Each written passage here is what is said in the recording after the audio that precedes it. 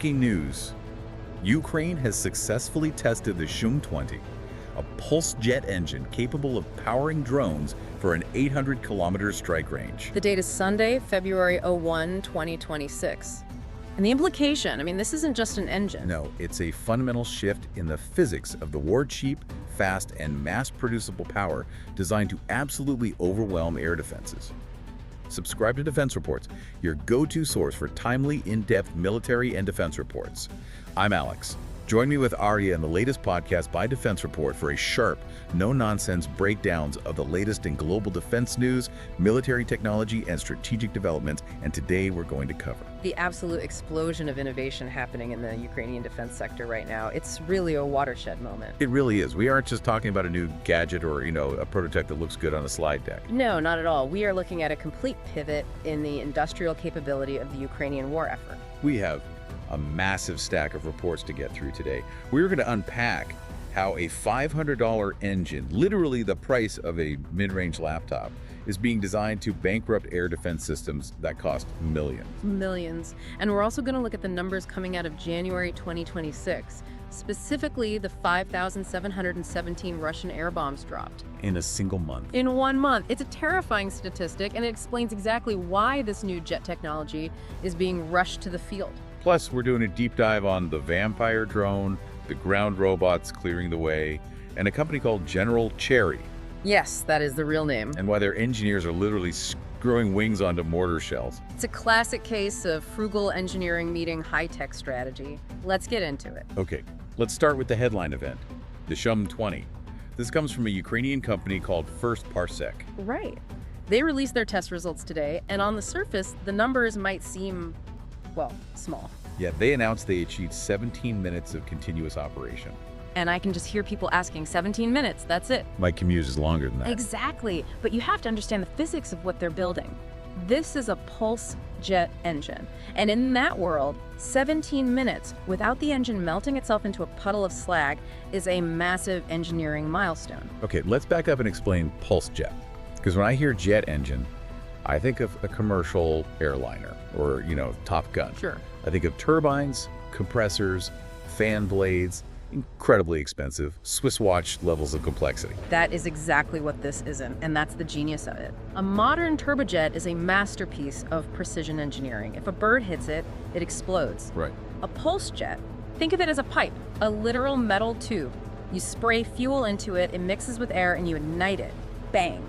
The explosion shoots out the back, creating thrust. And the vacuum from that explosion is what sucks in the next gulp of air, right? Exactly. And this happens dozens, sometimes hundreds of times per second, so it's not a smooth whoosh like a normal jet.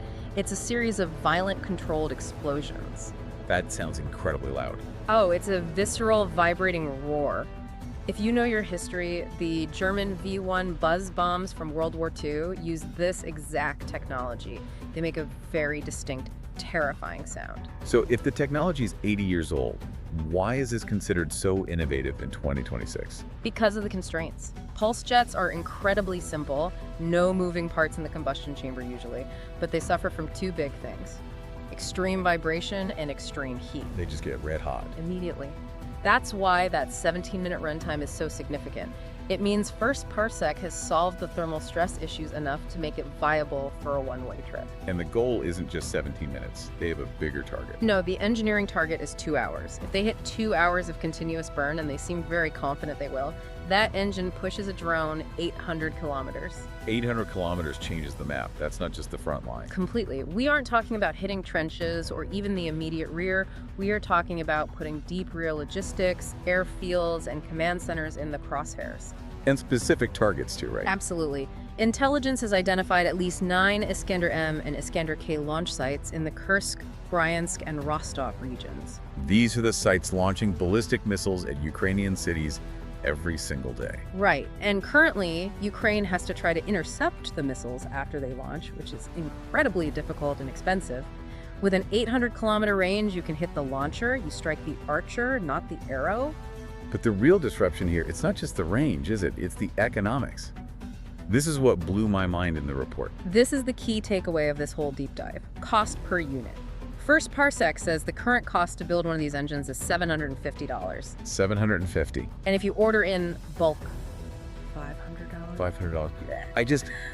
I cannot stress enough how absurd that is for a jet engine. A small turbojet for a hobby plane costs 10 times that. Easily. A military-grade small turbojet can run $10,000 to $20,000, maybe more. So you do the math. If you can produce these for $500 and you have a factory capacity of 400 units a month, scalable to 1,000, you are entering the era of industrial attrition warfare. You can afford to lose them. You can afford to launch 50 of them to take out one target. If 49 gets shot down, but one gets through and hits a fuel depot, you've won that economic exchange by a landslide. So First Parsec has the engine, but an engine needs a chassis. What are they bolting this thing to? They're building two specific platforms. The first is the KRK-1, that's your standard strike drone, basically a flying bomb. Okay. But the second one is where the strategy gets really clever. It's called the Sueda-1. Sueda-1. It's a target drone, a decoy. And this is crucial because of the speed. Most drones we see in this war, the Shaheds, the Mavics, are propeller-driven. Right, they're slow. They top out at maybe 120 to 180 kilometers per hour. These new jet drones are targeting speeds over 400 kilometers per hour. That's a massive jump. Why does that speed difference matter so much to the guy sitting in a Russian air defense truck? It changes the geometry of the interception. Take the Russian Zubr air defense system, which Rostec recently deployed specifically to protect infrastructure. It relies on radar and heavy machine guns. So it's built for slower targets. Exactly.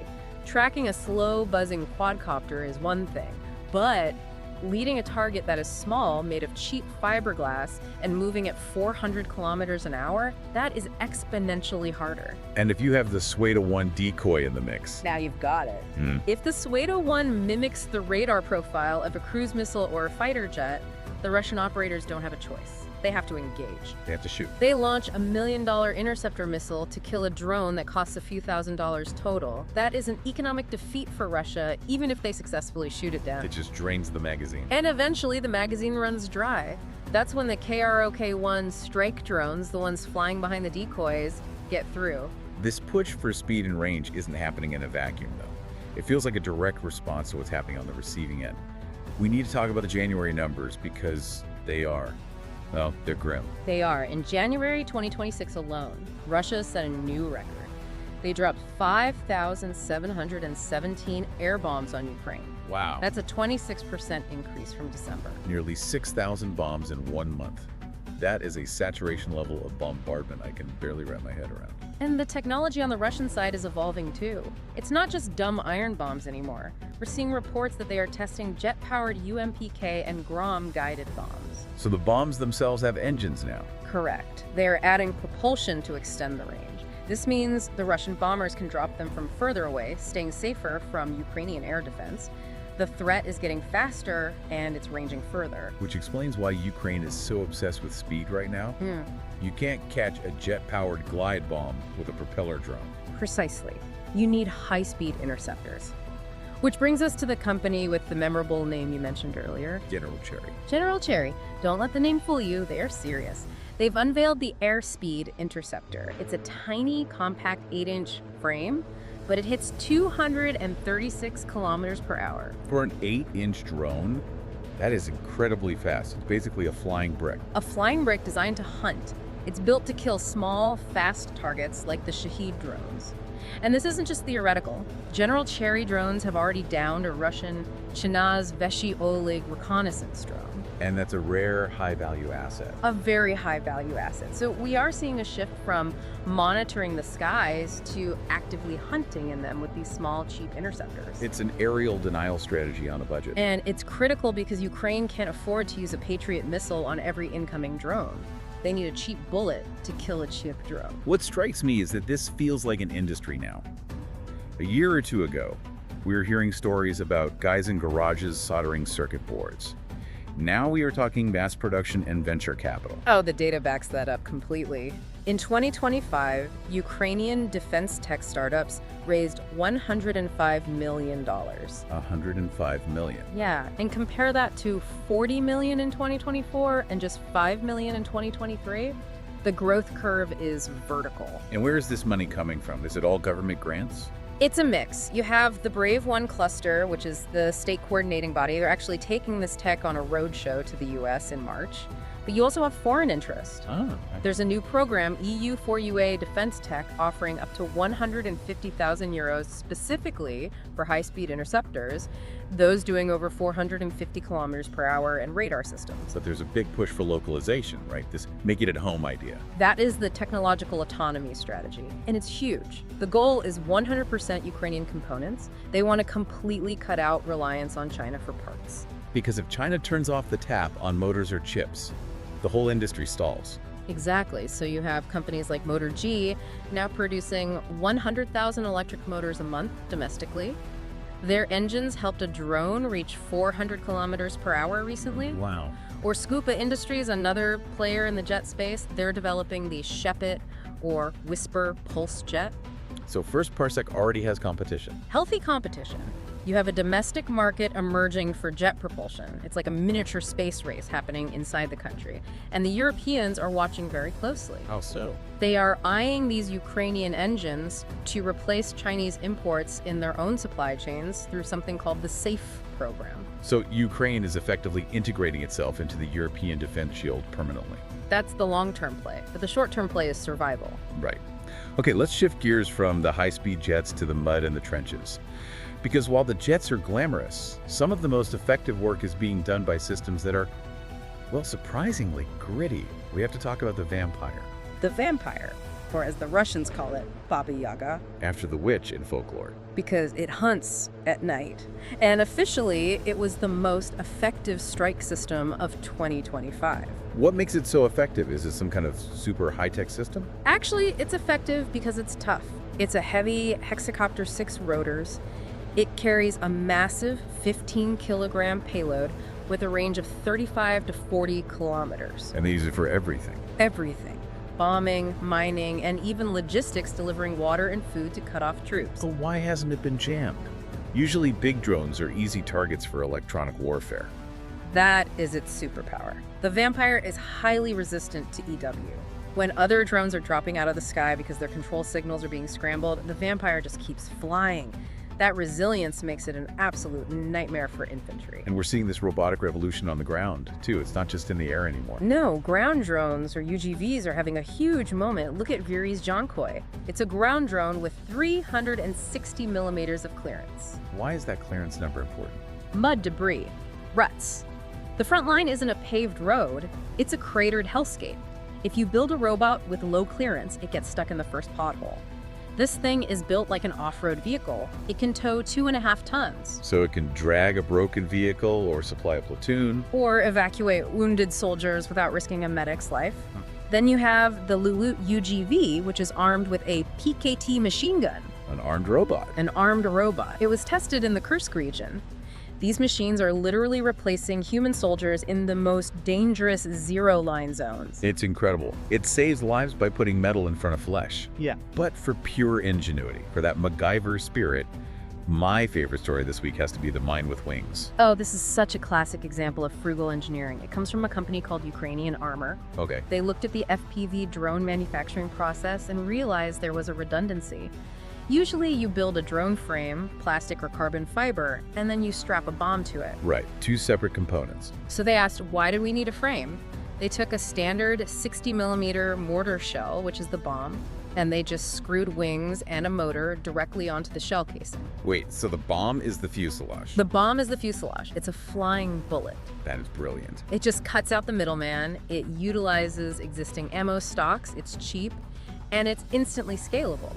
You don't need a drone factory, you just need a kit to retrofit your mortar shells. It's pure innovation born out of necessity. So if we look at all this together, from the $500 pulse jet engines to the flying mortar shells, what's the big picture here? I think we are witnessing a transition. For the last 2 years, we've been in the commercial drone phase of the war, Mavics, jury-rigged hobby parts. Right. Now, we are moving into an industrial-scale, high-speed, jet-powered phase. The SHOOM-20 isn't just a cool gadget, it represents a strategic shift toward long-range strikes at a price point that changes the economic calculus of the entire conflict. When you can build a cruise missile capability for the price of a used car, The defensive math changes. It totally changes. It really does. It feels like we are standing on the edge of a new era of warfare where the cheap and fast overtakes the expensive and slow. And here is a final provocative thought for everyone listening. As Ukraine masters this cheap jet propulsion and autonomous manufacturing, hitting that 1,000 engines a month target, we have to ask, what happens when the decoy swarm becomes indistinguishable from the strike swarm? What do you mean? I mean, imagine looking at a radar screen. You see hundreds of jet-powered blips. They are all moving at 400 kilometers an hour. Some are harmless fiberglass tubes, some are warheads, but they all look exactly the same. There's no way to tell them apart. No way.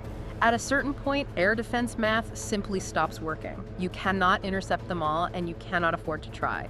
That is the saturation point this technology is racing toward.